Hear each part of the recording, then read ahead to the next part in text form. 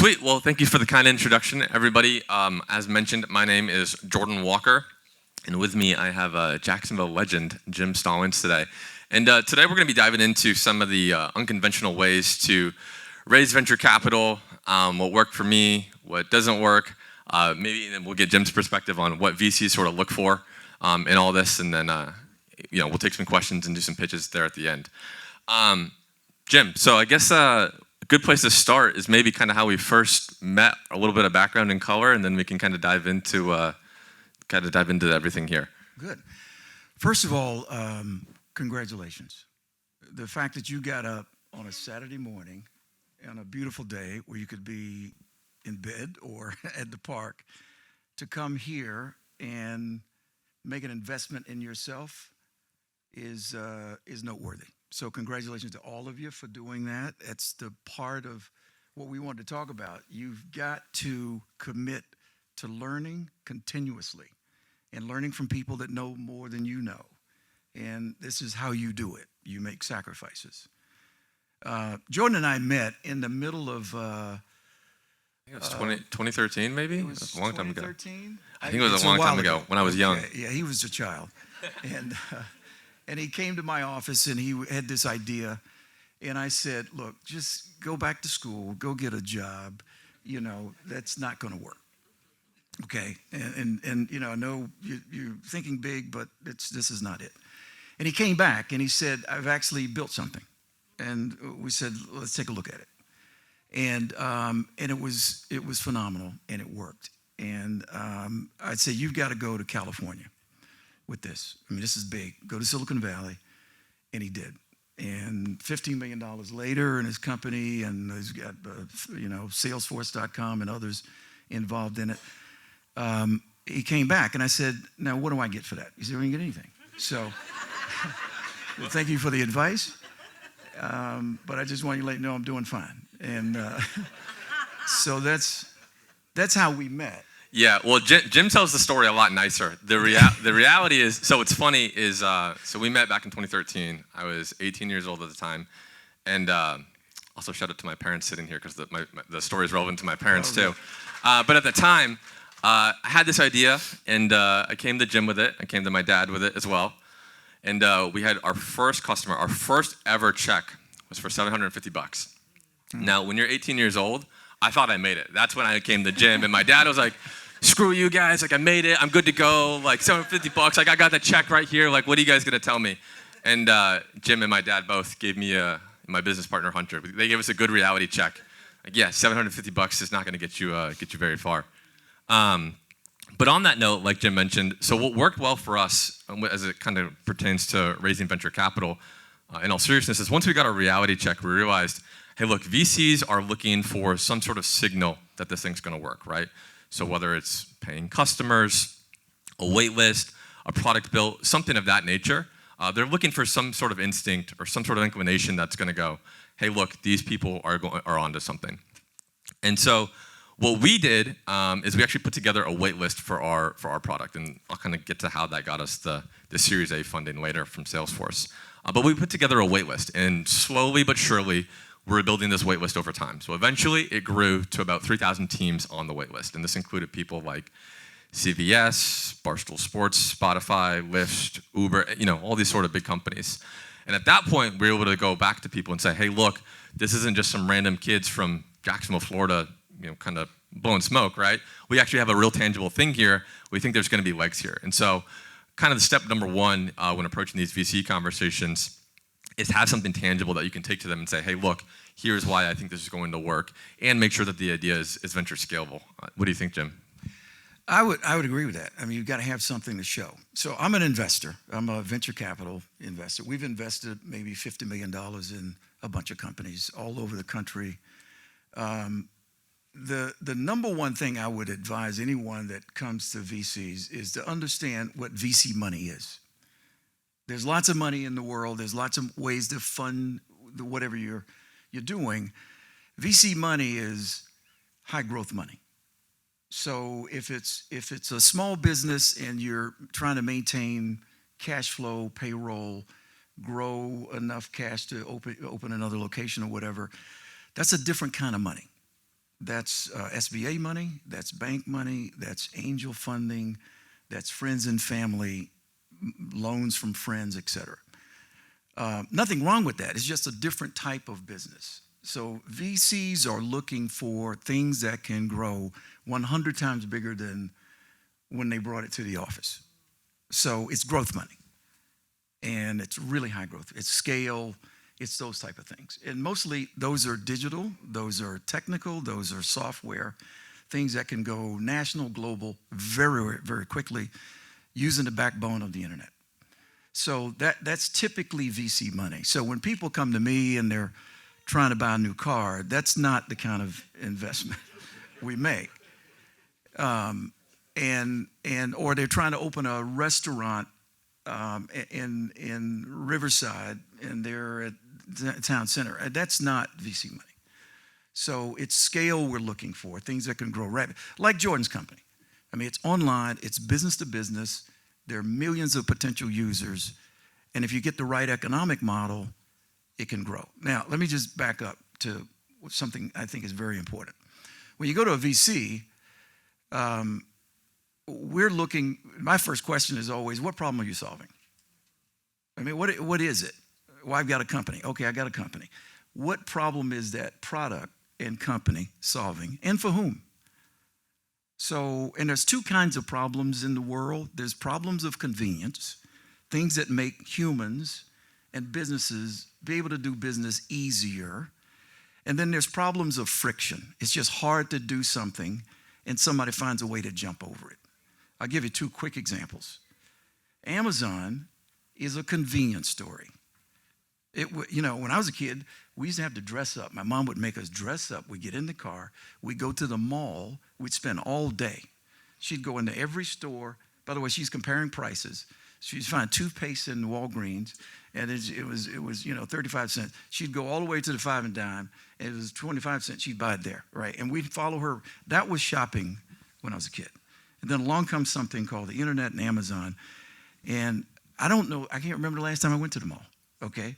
Because it solved convenience. It wasn't new products, it was just the convenience of shopping. And friction is another problem that companies solve. Like when you go online, you want to buy something, and if it takes a long time to get to the transaction, you go to another website. So if you find ways to use software to make it easy for people to do a because we live in an instant microwave right now kind of society. So we invest in things that solve those kinds of problems.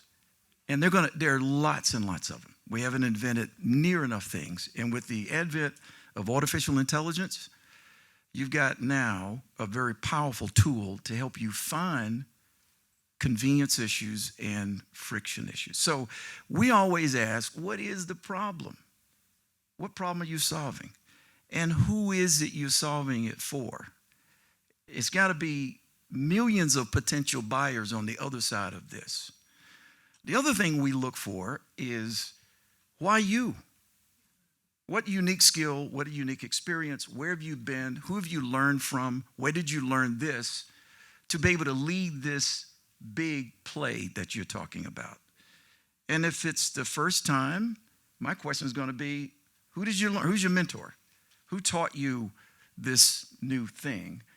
And if you know what you're talking about, the next question is, can you attract smart people to you? Are you a good leader? Because that's what building a big company is all about. Getting capital and getting a lot of really good people to follow you. And if you've got the leadership skill to do that, we're real interested in investing in your company. Yeah, I think that's a really great way to say it. I think from a founder's perspective too, I would double down on what Jim said about VCs taking the bet on you as a founder, right? And so in our journey, right, we didn't go raise tens of $1 millions on day one. That was well earned over time. But generally, when we set out to raise the first round of funding, what we did hear a lot is what Jim's point was, hey, why you? Why should I take a risk on you guys? And to kind of get to that point, to kind of validate and vet that, hey, we are legit. I can't even explain how much damn free work that we did to get to that point, right? Yeah. I mean, servicing customers 24/7, giving it to them for free, being available at all sorts of crazy hours. I remember, for example, Chanel, is one of our customers, and we did a call with them at like 4 a.m. for their global team, right? But that's the type of work that it takes to be able to kind of build that track record and prove, hey, look, I want to earn your business, I want to do something well with you, and then be able to take that to an investor and say, hey, look, here's what I'm capable of, here's what we do, here's why they're happy, here's why you should, kind of invest in me, which I think is really incredible. Now, to transition us a little bit, I'm going to kind of talk about some of the tactics that at least worked for me when it came to raising venture funding and kind of my experience. So just to kind of preface this, to set the stage here. So like Jim mentioned, for the company, we've raised tens of millions of dollars. Salesforce is our lead investor. We've also raised funding from Florida funders, Anthony Pompliano, Arlen Hamilton, a few other awesome, really great people. He wouldn't take my money. Remember that part. Jim was the guy Jim told me to go to San Francisco at the time. Yeah, wouldn't take my money. Go ahead. And through the years, I've also been fortunate enough, in all seriousness, Jim actually served on Jim's board at PS27. Since passed on my spot to, where is he? Randall Thomas. I'm going to embarrass him. If you guys don't know Randall, you should go talk to Randall. So I served on Jim's board. I'm also a venture scout for Florida funders. And I have my hand in a couple other cookie jars, so I stay really busy. But as far as tactics that worked for us when fundraising, so like I mentioned, step number one for us was build a wait list. We said, okay, you know what we can do really well is we can build a wait list. So we built up a wait list of about 3,000 teams, and it took a while to do, but those were hard-earned people that we got onto the wait list.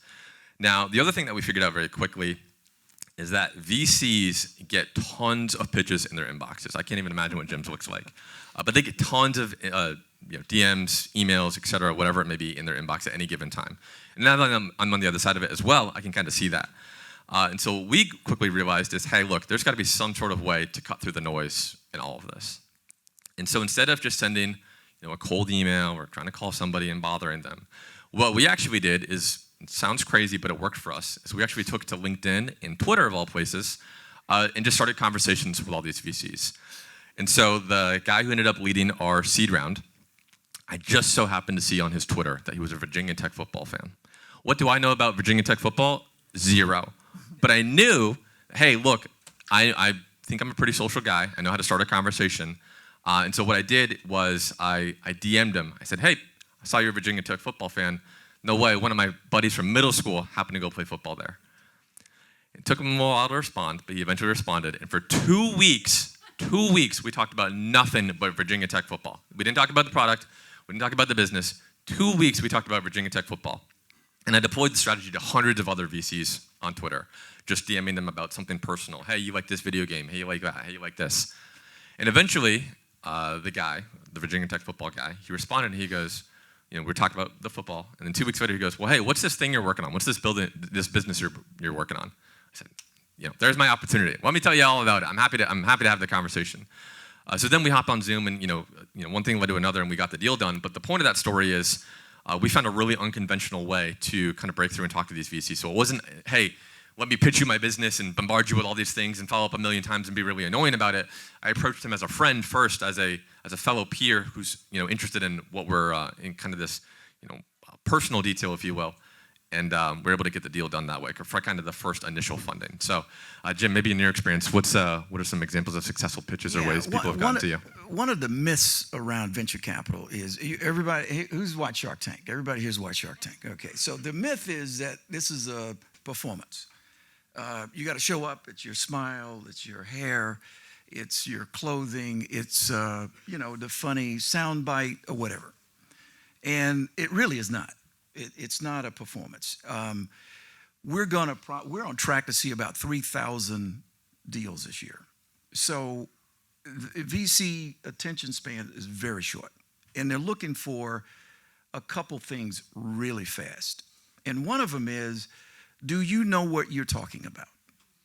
Are you an expert in this? Have you been at it? And a lot of times we ask when we have someone come in and do a pitch, it's 30 minutes. Most times it's on Zoom, and they want to do a presentation.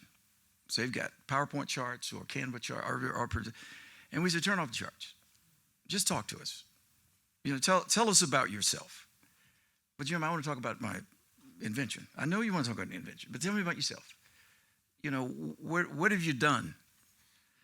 And by the way, some founders come in and say, I'm on my third company. That's a good thing in my world. Okay, you've learned something in the first one and the second one. Now, if you're on your 8th company, that might not be good. Okay, but many times working through something, it doesn't always work out. So we feel like you've learned that. The second thing we always ask is, who else is on the team? Well, nobody's on my team. Well, that's not good. Well, if you can name the 3 or 4 people that are complementary to your skill set. Let's say you're strong in sales, but the complementary person that's the co-founder is marketing or technology. And we're looking for that combination of a team. No different than sports, right? If everybody's playing quarterback, there's nobody to catch the ball. Okay, so we're looking for those complementary skills, no matter how small the team is, to bring something together that we can invest in. We never invest in someone, because you cannot build a company like what he's done with a person. So we're looking for, do you really understand what you're talking about? Do you know the market? Do you know the players in the market? Do you know your competition? And then the other thing we're looking for is, do you understand finance? Scale is about long-term profits. So you may not be making money now, but is there a path to where this ultimately makes money? We can invest. Most of the companies we invest in are not profitable coming out of the chute. But they do have a trajectory that says, if I sell 1,000 of these, I lose $10,000. If I sell 2,000, I make 10,000. If I sell 600,000, I make 5 million. If I sell 1 million of them, now we're talking. So, and that's the thing that we're looking for when you come. There's not 7 minutes on Shark Tank. Shark Tank is just entertainment for us on a Sunday night, and we're really looking at the sharks. We're not even looking at the company. We're looking at the sharks and what they have to say. So it's very basic, very simple, very clear. And in 30 minutes, we can make a decision about one of these companies, about one of the people, and we move it through a process, and ultimately, hopefully, we invest. Hopefully, that's helpful. Yeah, I love that. I think I really want to underscore something Jim said there is, as a founder, especially in the early days, understand your financial model. Even the founders that I consult with and talk to now who are still early stage, they're kind of like where I was when I was talking about the $750 check story at the beginning, which is, no, I don't need the financial model. I got the check right here. I'm good. Screw it, whatever. I'm going to figure it out as we go along. You quickly learn and you quickly get your ego humbled, and that financial models are really important. Maybe it was just because I was 18 years old at the time. But no, in all seriousness, you really need to understand your financial model, and at least, like Jim's saying, a path to profitability and a path to making the business make sense. Because at the end of the day, yes, you were getting venture dollars, but that money is a tool to help grow the company, not just fund money to do whatever with. So being able to take that, build it into a financial model that makes sense, and then take that, build out a team and a product that can scale and ultimately make the money back, right, is the goal, is really, really important to kind of understand and know going into these conversations with the VCs. So know your numbers, definitely going into your VC conversations. I think with the... Yeah. Questions? Yeah, I was going to say, with about the 15 minutes we have left, I think we're going to do some pitches at the end too, but is there any questions folks have so far? So I think there's... Yeah, any Can we use the mics on the side? Yeah, I think there's mics on the side. We can talk all day, but we want to answer your questions. Yeah. Yeah. I can't see anybody. Do you want us to use the mics, or what are you thinking? Yeah, just Sure. Just go ahead and line up at the mic. Yeah, go ahead. Okay. Yeah. I think there's a mic to Got the a left question? and a Got a mic couple to the minutes. right. Yeah, go right ahead.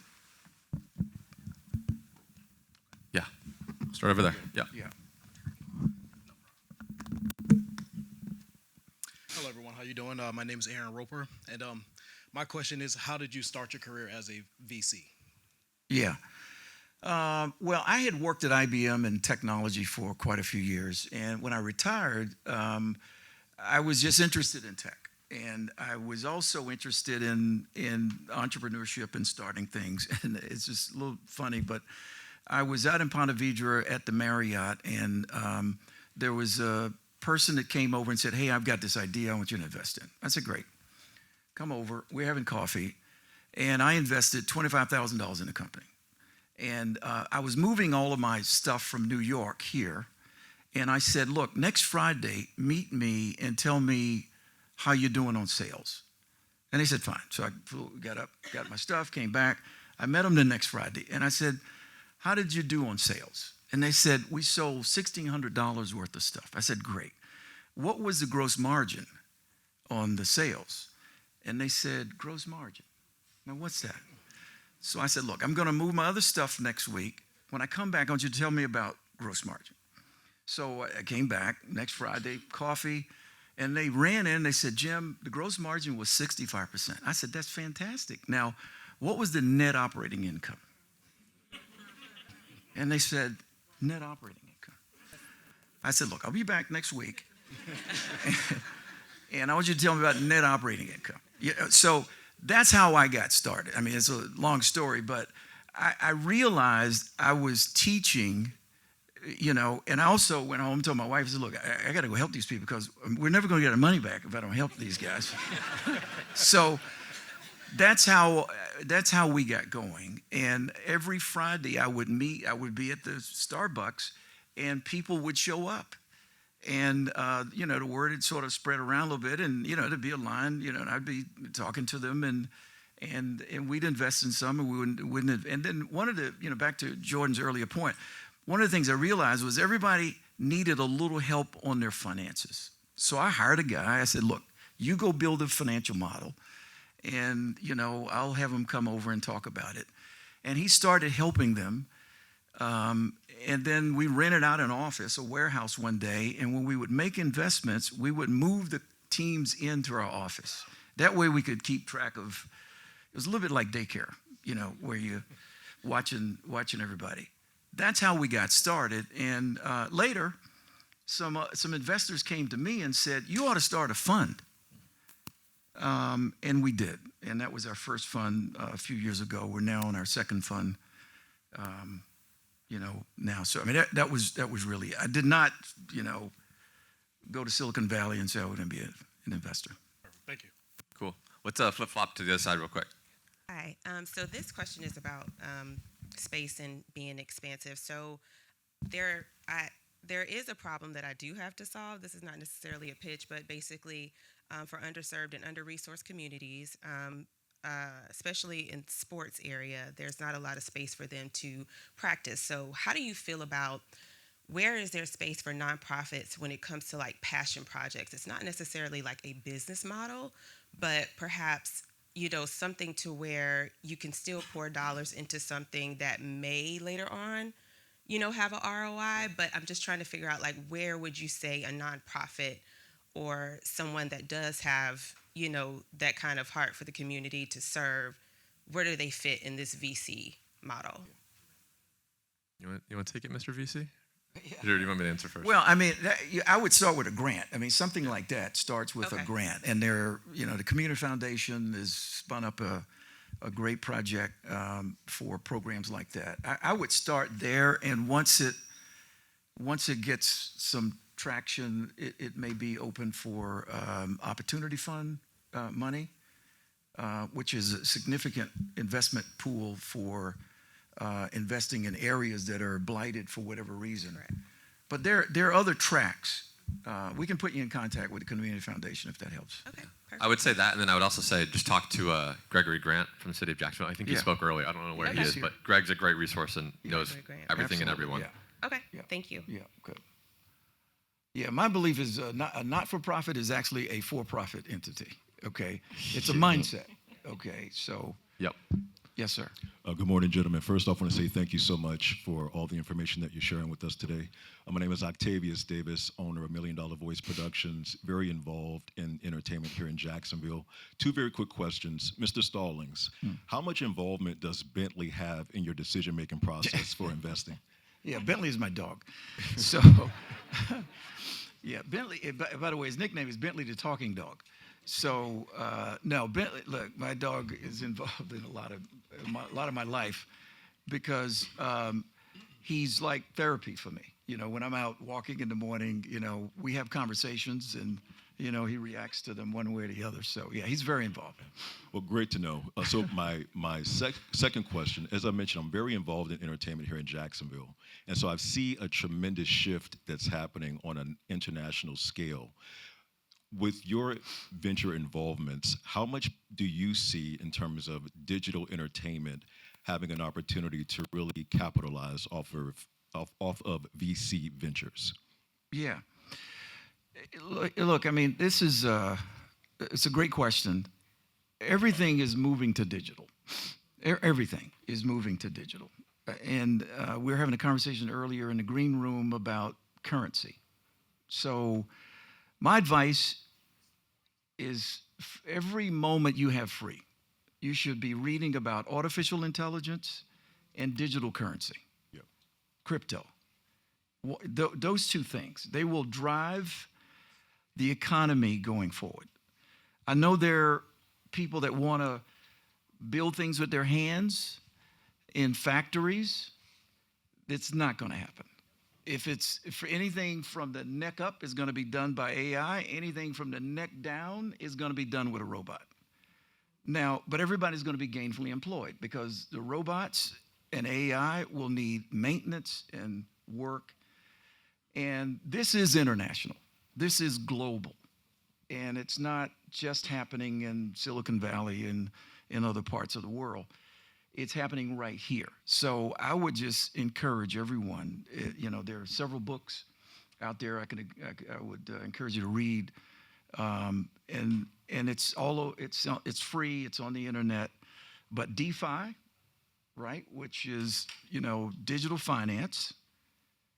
There's another book I would encourage you to read. It's called Almanac. Naval Ravikant wrote this. It's an older book, but it's one I read earlier this year. It's about you, how you live and operate in this new world. There's a new book out called Co-Intelligence about AI. So read, watch, currency, AI, because that's the future. I would add to that as well, 100% underscore on the AI piece. I mean, I would say to everybody in here, if you're not using AI at least 15 times a day at this point, I mean, you're already way behind the curve. And I saw, even the other day, Toby, the CEO of Shopify, he put out a big statement on Twitter saying, hey, look, we're mandating at this company at Shopify that you have to use AI X amount of times per day because he knows how fast it's going to move. So to definitely take a look at that. It'll improve the quality of everything you do. I mean, I'll give you a quick example. I used to, as a VC, you have to communicate with your investors. And between us, I don't really want to talk to them, okay? But you're supposed to. You're supposed to explain what you're doing with the money and the companies and, that these things are all going to be big, okay? And they're really not. But I don't want to tell them that, okay? So I have to write something called the GP memo once a quarter. And I used to take the whole weekend. I just, cancel everything and take the whole weekend and painstakingly write the GP memo. And it's about the market, about the companies, it's about their money.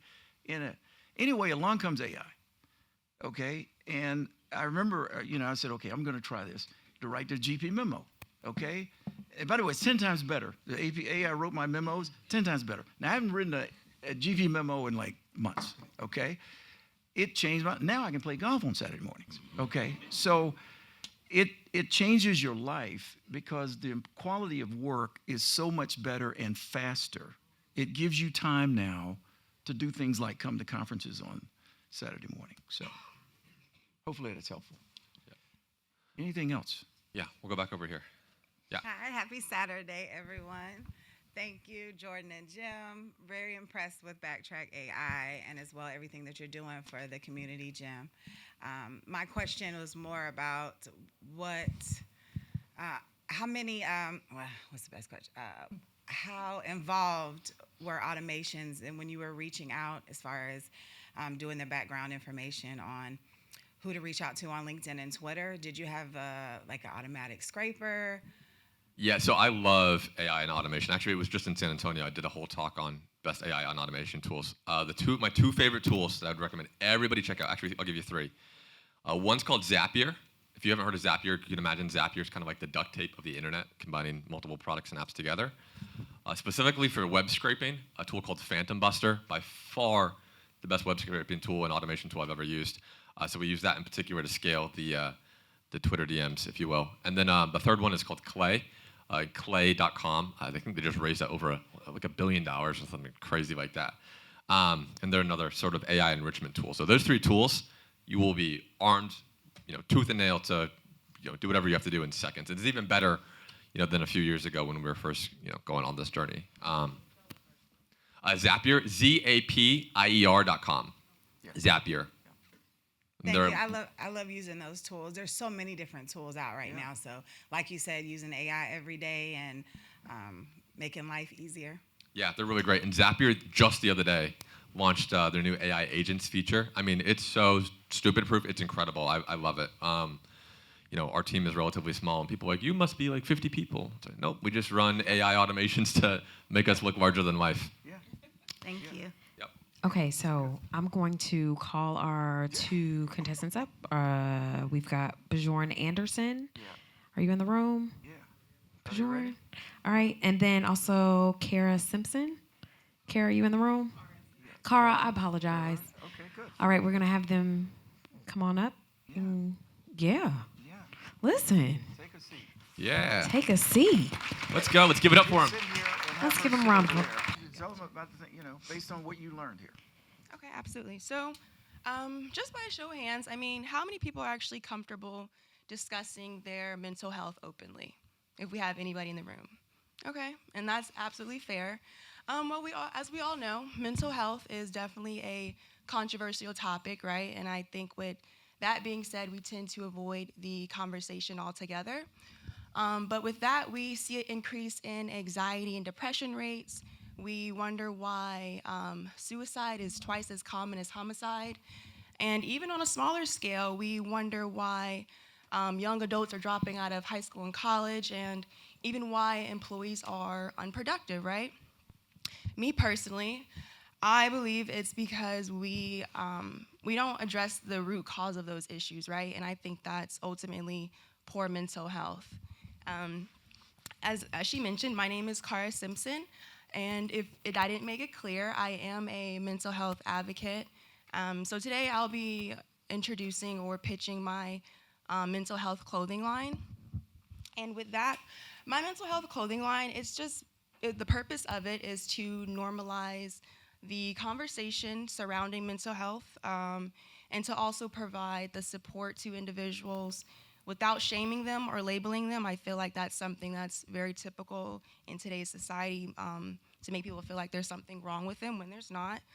But with that being said, by wearing my apparel, surrounding individuals will have direct access to certified therapists and numerous mental health resources simply by scanning a QR code that is embedded on all of the apparel. And with that being said, since they're able to scan that, you're not only spreading awareness by wearing the apparel, but you're also providing like another way out for others that don't really see a way out of their despair. Myself, for example, I am a former Division I track and field athlete, and so anxiety is something that I experienced a lot throughout competitions and things of that nature. So I ultimately came up with this idea just to give that support and then give people a way out, because sometimes you just don't know where to start. People want help, but they just simply don't know where to start. So with that being said, I do encourage all of you and just challenge you all actually to be bold enough and wear the change that you actually want to see in the world. So. Very good. Very awesome. Cool. All right, before we go over there, just one question then for you. What is so where you're at with the business? What does the business need right now? Are you in production? Are you trying to just scale up operations? The startup, so we're in the production area as far as manufacturing goes, yes. Okay. Have you done a run? Have you done any runs yet? We have not, no. Okay, cool. What's kind of the go-to-market strategy or the pre-launch strategy, if you have one yet?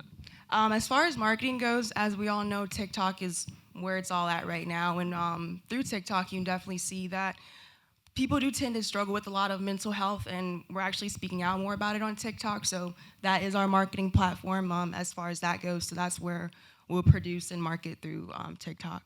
Very good. Before we go over there, anything else you want the audience to know or hear before we move on? Anything at all about the business?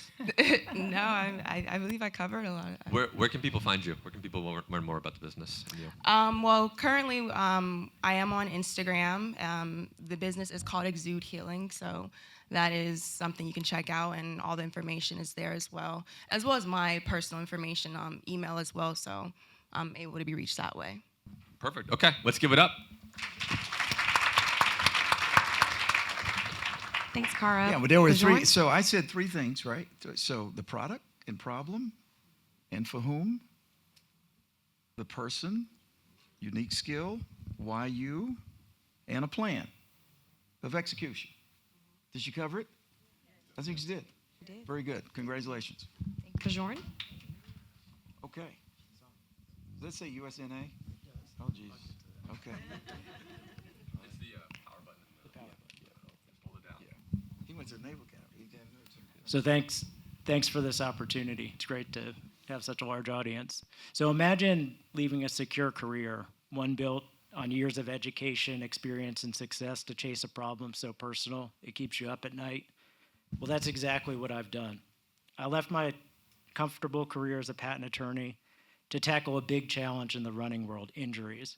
Injuries aren't just setbacks, they're threats to fitness, health, and identity. So RunWise AI isn't just a business, it's my way of turning passion into purpose. I'm Bjorn Anderson, CEO and co-founder of RunWise AI. I have a degree in electrical engineering from the Naval Academy. I served on a nuclear-powered submarine, and most importantly, I'm a lifelong runner. And I competed in high school and college, and I remain deeply committed to the sport, having completed 7 marathons, including 2 Bostons, 1 in 2002 and the most recent in 2023. My co-founder is Gabe Azar. Like me, he's got an EE degree from Georgia Tech. He's an experienced patent attorney and an accomplished runner. So here's our problem. 50% or more of runners get injured annually. The kicker is no one really understands much about who gets injured and why. Quite frankly, if there was a solution, I wouldn't be here talking to you, and I wouldn't have left my career as a patent attorney. So Gabe and I, we're building RunWise AI to predict running injuries before they slow you down. We've started small. We've trained machine learning models to find injury risk patterns in running load data, like how far, how fast, and how often people run.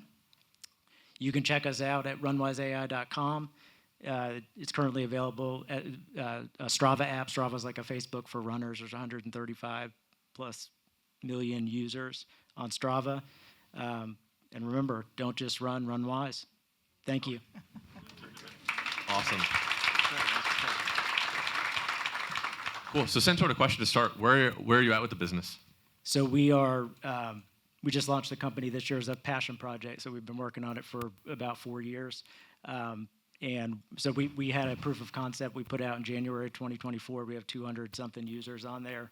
We're building a premium version right now. It should be out in the next couple of months. Nice. So it sounds like as far as what the business needs next, then you guys are focused on product. Are you looking for engineers, or where are you kind of at on what's next? We're going to get that premium version out there, and we're going to raise a seed round later this year. Very nice. Congrats. Okay. Congratulations. Yeah. Awesome. What else should people know about the business? Well, we're founded by 2 patent attorneys, so we have an IP portfolio to protect our innovative methodologies. We'll continue to aggressively pursue IP. Our first patents were filed in 2021. We have proven demand. We have almost 200 users on our proof of concept. No marketing, just spread it here in Jacksonville in the running community. And we've got a large market. There's about 1 million marathoners a year, 2 million half marathoners, 8 million people run races. 50 million Americans run every year, so there's a huge market, and our solution's scalable. We're leveraging APIs. We started with Strava because it's social. We'll expand to Garmin and Training Peaks. Yeah, makes sense. Jim, any last question before we wrap up here? How much are you trying to raise for your seed round? we're working on that, but we think less than $500,000 would get us through a couple years Okay. because we think we can start making money Yeah. later this year. Okay. Well, very good. Very good. Well, guys, thank you for listening to our two founders up here pitch. That's not easy. Let's give it up for them. Jim and I will be hanging out after the fact. I know we didn't get to all the questions, but thank you for your time and attention today, and we'll get going with the next panel here soon. Awesome. Thank you so much. Let's give Jordan and Jim a round of applause. That was phenomenal. There was so much information. Definitely.